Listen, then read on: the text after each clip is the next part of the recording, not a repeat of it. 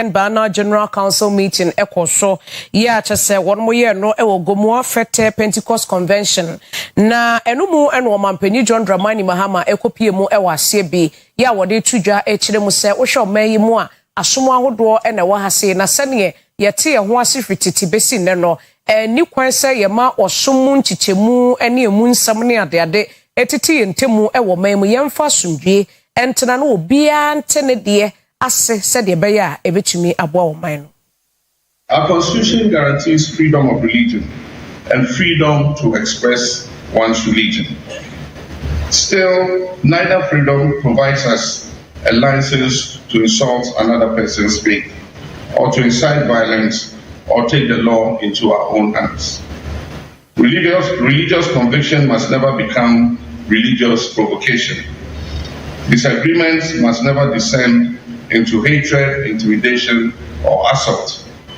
No one honors God by insulting another person's faith.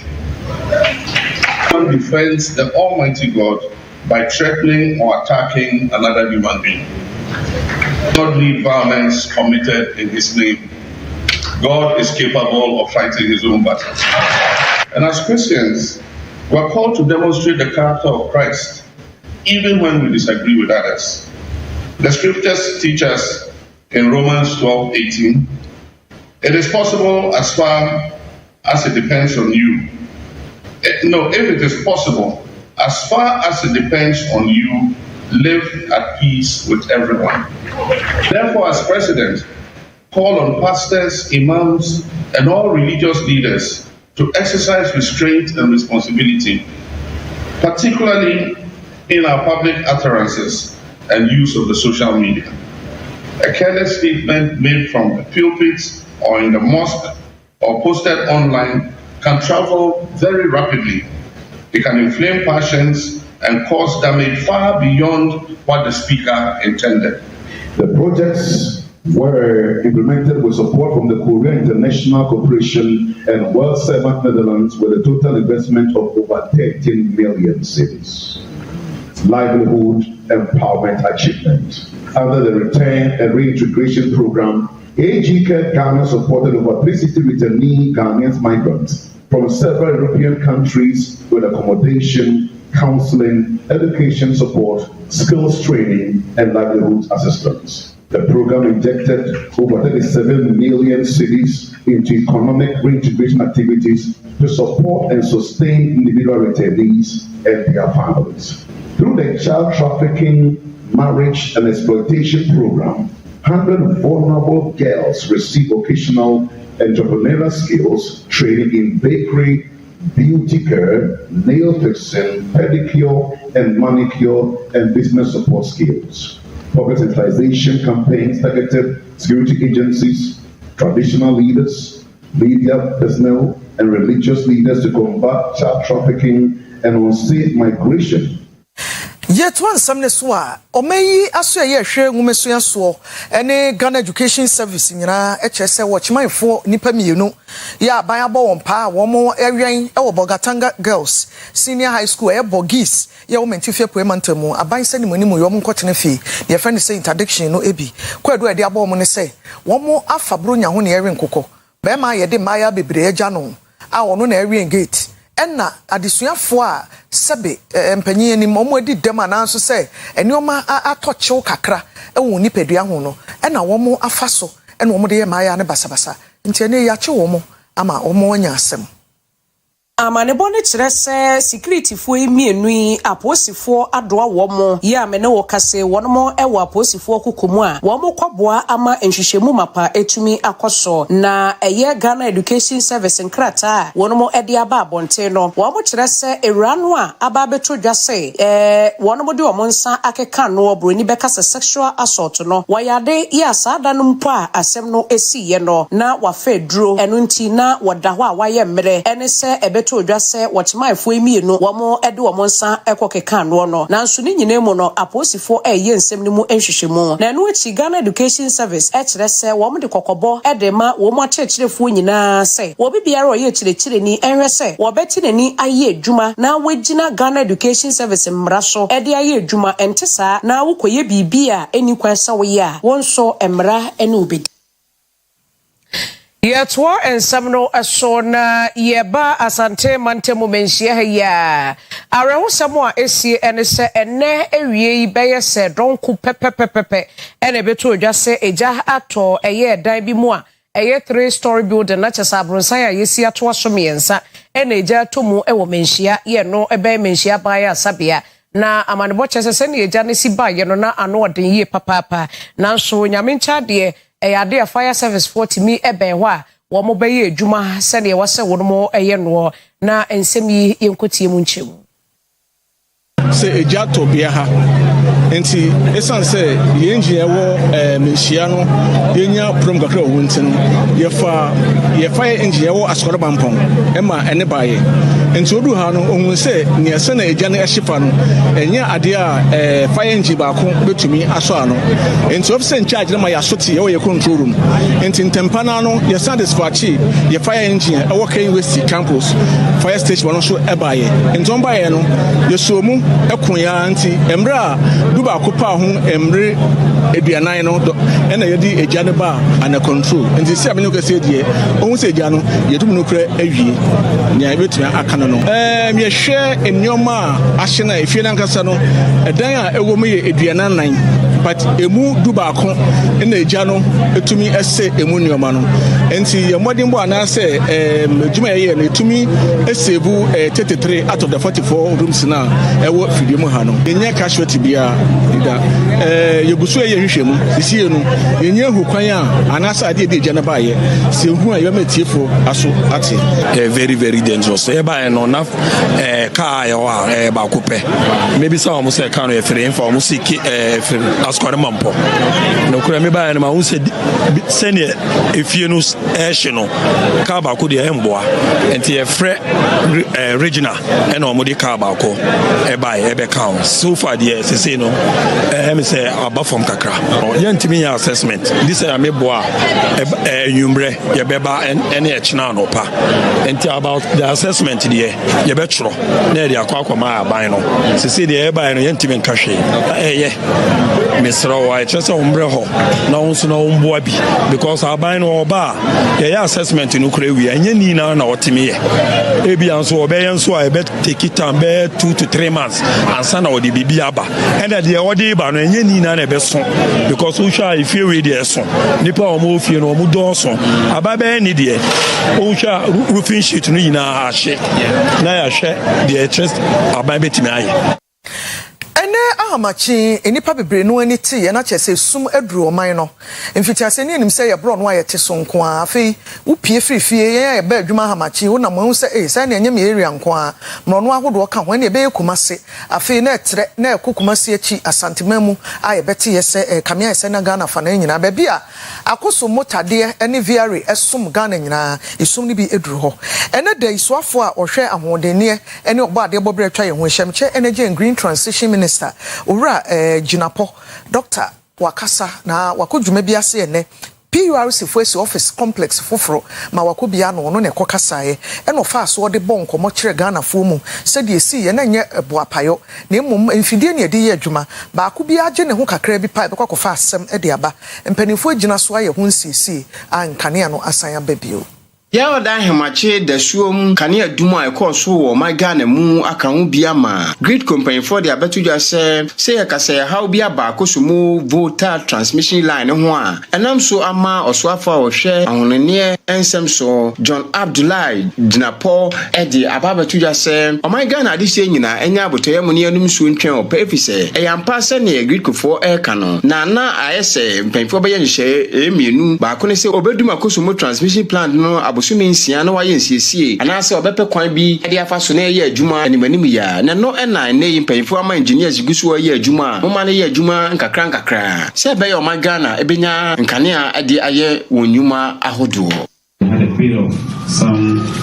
disturbance with power supply. When we had a major incident at Akosombo, after meeting the engineers, we had two options: either to shut the plant down and build the control center in its entirety, which meant that the plant would have been off for 6 months, or put in this temporal structure or temporal mechanism and restore the power,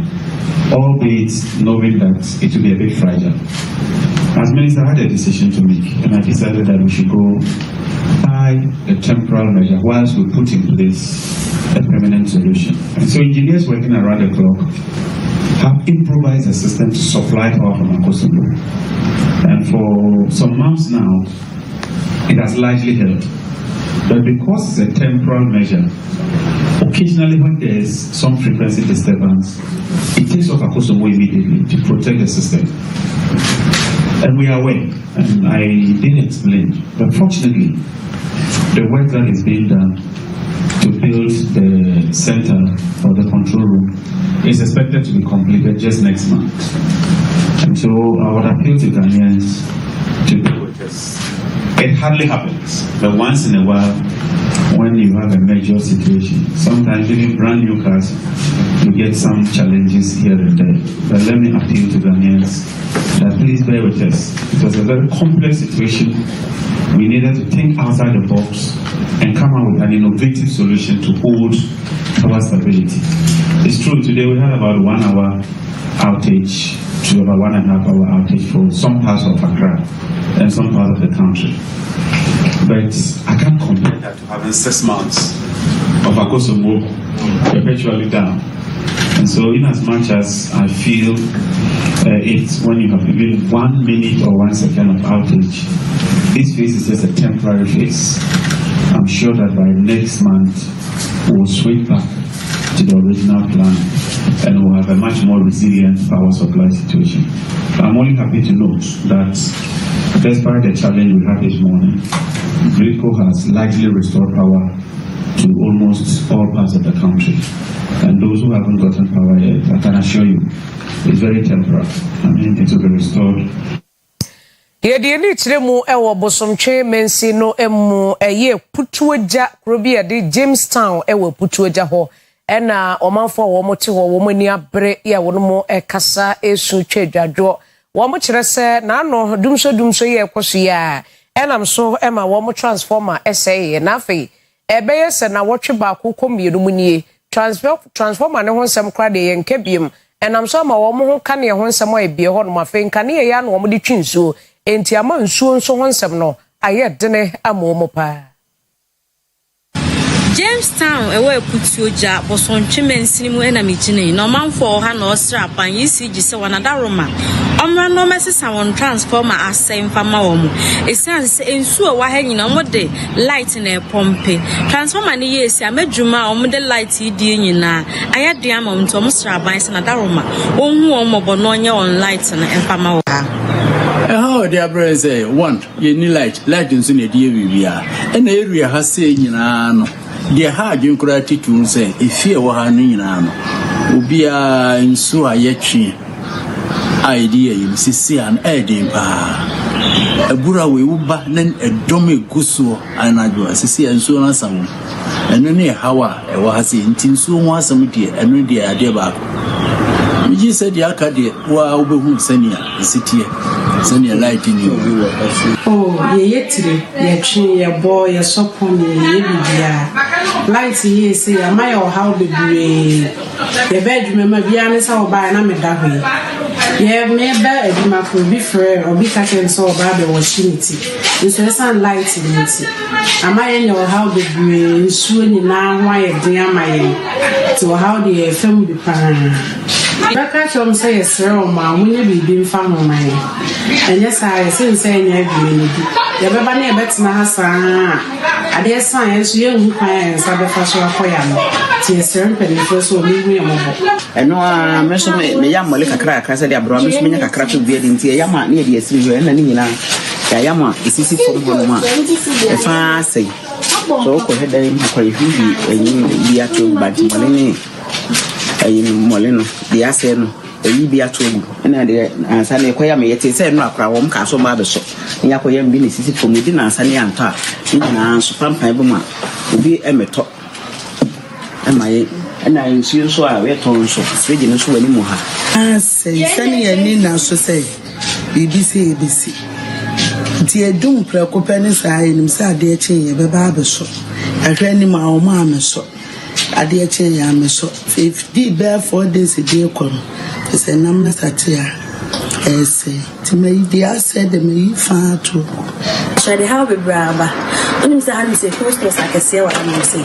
light ne call off na nam na say and I han so abai pipe ndura no say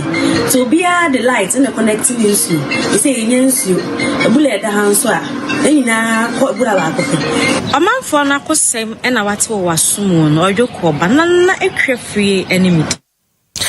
ekuo bi enshabane ase a omobo hyew a civil society organization CSOCB baako de Arise Ghana ene yoma ka bi de akire kuafo nyina sahene ya oye Ghana man so afo hweku adwuma ho nsem so mecho owura erikupuku eswon keka ne ho na omakuntabuo na fe nhyehyeye pa emra na adwuma wo yenim na ntumi fa nsakrai mapamra ne ekofa nkomo nyina baaye Bernard Kedazi etoaso say Fabra Media na omohu say eti ufa press statement na nyama wo bebre ye be bosu e dia che Ghana for eti usha recommendation say na ye kan yasu ya hwa nyama bebre say minister no ana president omo hwa ne ye say de bia no omuma agricultural programs no nyama omudi gu akwam no enko farmers na kasa intermediaries ewom no omo kati na eko nyama so a omo program policies a omo explaining emma farmers because farmers bebre no omo no enko ani eti yem breaking it down to their level na omo ti ase say emra ebre bia no omo monitoring extension officers they say na omo brigadiers na say equipment I say omo hia omo ma omo na mo fa ko farm base farmers na mo wa mia villages na mo explaining extension services no di ma mo na improve omo adwuma omo ye say a database you can say database government for every sector and economy to develop. I said you should have a database of your people. It's a great ministry. You recommend this omonia database of farmers,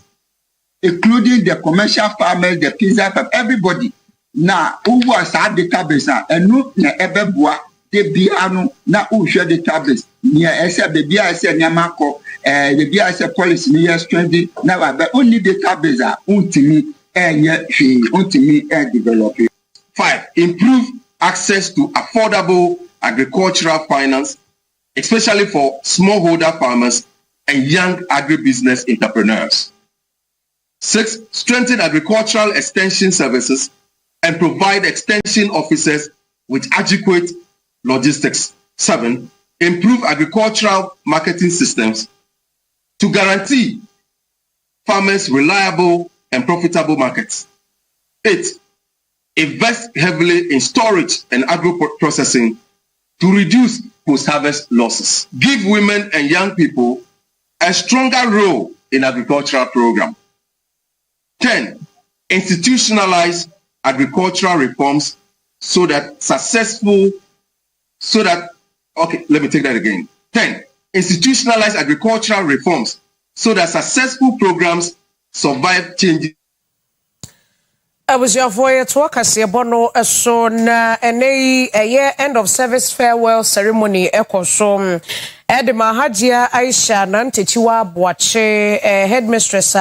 wono eneda TI Amedia Girls Senior High School ano ewa Sokore na ebra wo muja ne kwan no na headmaster anase opinion no penyi awada Amedia Muslim Mission ye wo Ghana Movi Alhaj no Mohammed bin Sali wade ofutuo ede mama mi kire ne se ya no omotete nkrofo mo ntete nipa ne se won kwa abonten enkwaye niema ensem fata na ebra papa yi kasa no ode nsem ni bi eto aso Efie aduasa miensa akini ana agia Aisha Nantachu aboache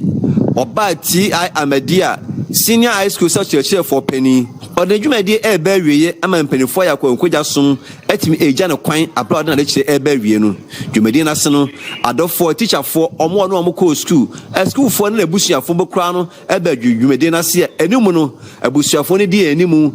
enumunyam sha omo de ama ntino omo de ka emmo no atimi mama me se okofie de onye no fa kwadada no ho botaya wode ba ni na ne se obeboa ama biblem atoye no anka emma school de ye kan anka TI Amadia Girls Senior High School de ekebedem fua ewo omayimu school yi de ye hwese ebeye West Africa Girls School ubia be free West Africa Amadia me vision no ana ye di kan kura ye sa experiment na ma enkola bia be wi wa ha na omunye Ghana for enti ye bomba se school ni nyakese na yanti anka ewo baby Amadia obi awo Africa West Africa de obi ntumi enka se ode ne baba eba ye problem ye infrastructure ti ye besre aban ye besre mission ye besre ankura bia so bia mabo yakoko schools bebre girls schools mo omonye superior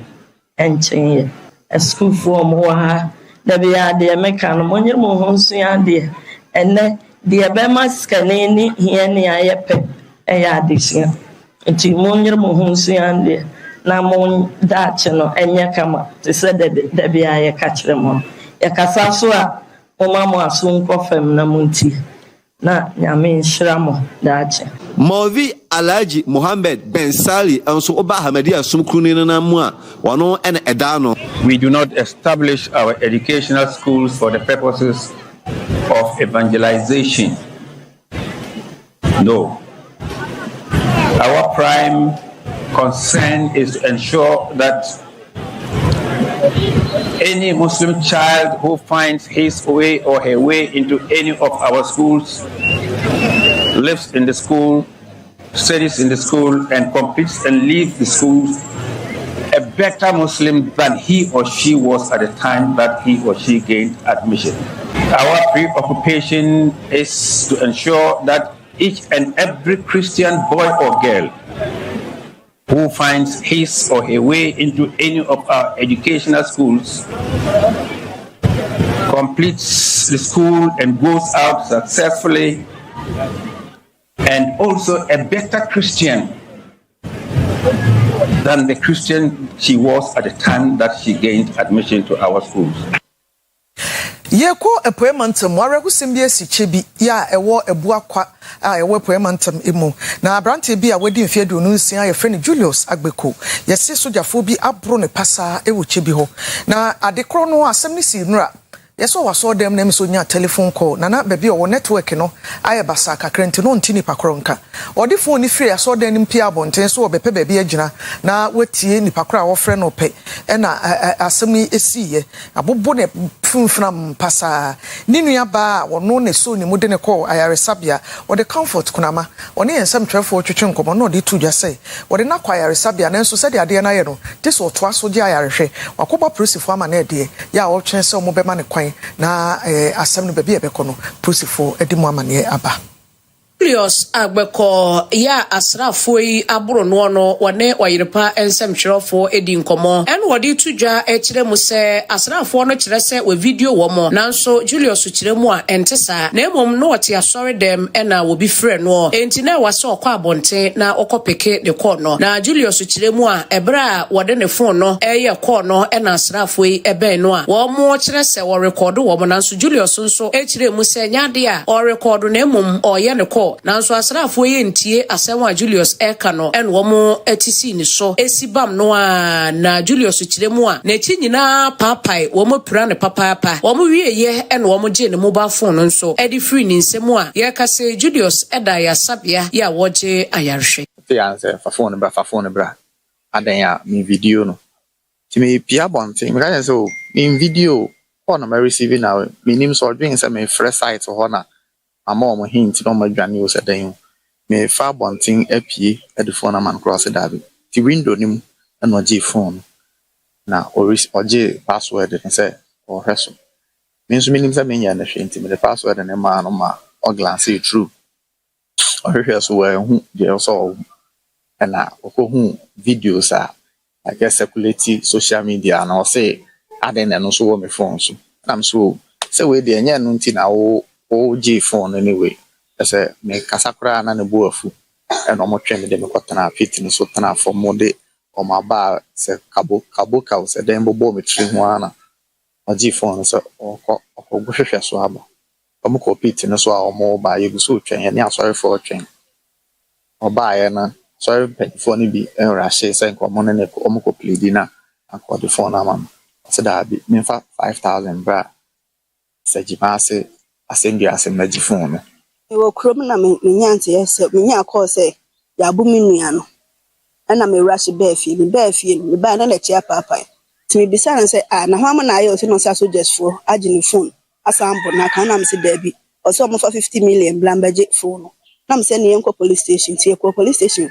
ekoye ye case ni na ato ti na me hwehwe say ebenya forms ne de akọ hospital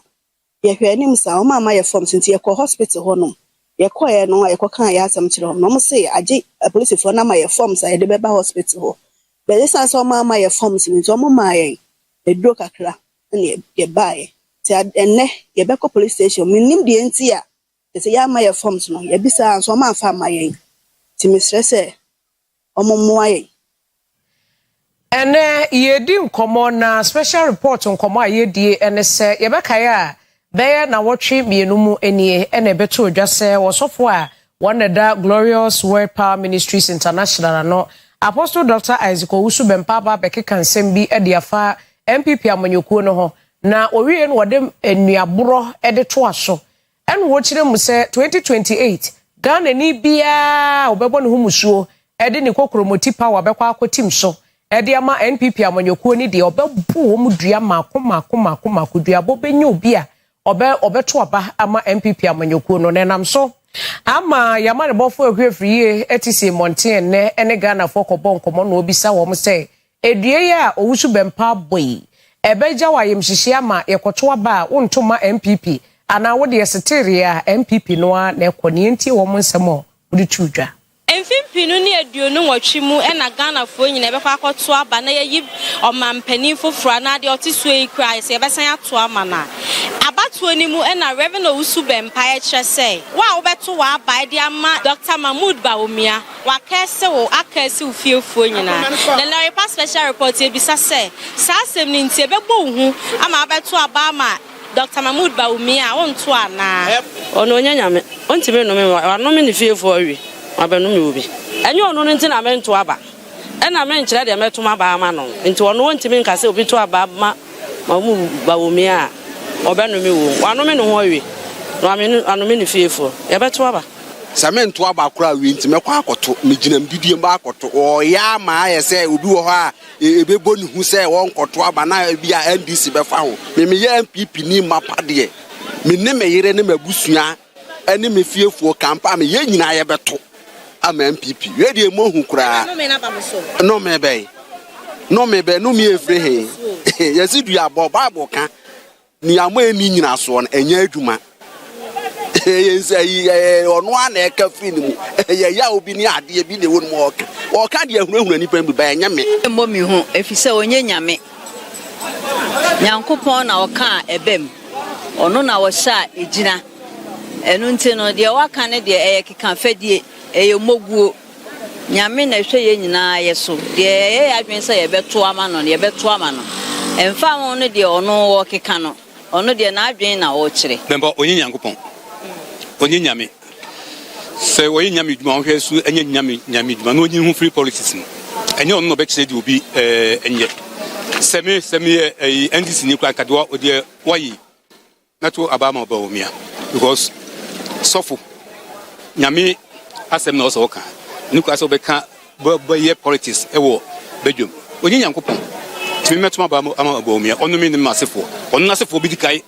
asai ansa na abamiso ufu anamande kasa asem no betiti bi kakra na ne oni say ebufu enu time beto aba no na adwe se sama asombo kan ba be pa achew sa na me hu no ona wo kire wadwen ne kire se eye ebufu ni sebi enkekan na wo keka na so beto wa aba ama Dr. Mahmood Bawumia we entimi mpushi wo mo wonso wadwen ene sen oyukọ banana ekwefie ene meden ye begina nsemi so na ye de kase akwahomeji mi ntwa ye honye aboafo nkra ye ba sports ebeto aso